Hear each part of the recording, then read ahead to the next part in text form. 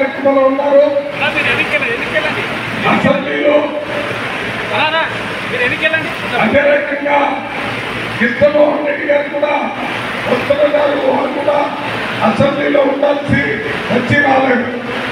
ఈ కార్యక్రమానికి వచ్చినటువంటి సరితమ్మ గారు, మొబేదుల్లా కొత్తల గారు, ఈ కార్యక్రమంలో పాల్గొన్నటువంటి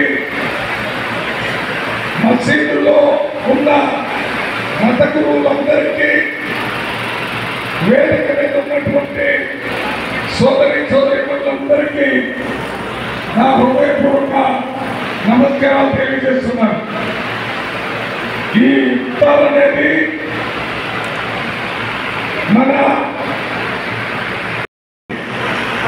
ఈ పండుగల ఈ రంజాన్ కాలంలో ఉపవాసాలకి దేవుడితో దగ్గరగా ప్రార్థనలు చేస్తున్న సందర్భంగా హిందువులు కానీ ఇతర మతస్థులు మన ముస్లిం సోదరులకి ఇఫ్తార్ విందుని ఏర్పాటు చేసి మత సామ్రాజ్యాన్ని ఈ దేశంలో కొన్ని వేల సంవత్సరాల నుంచి కొనసాగిస్తూ వస్తున్నారు. అందులో భాగంగా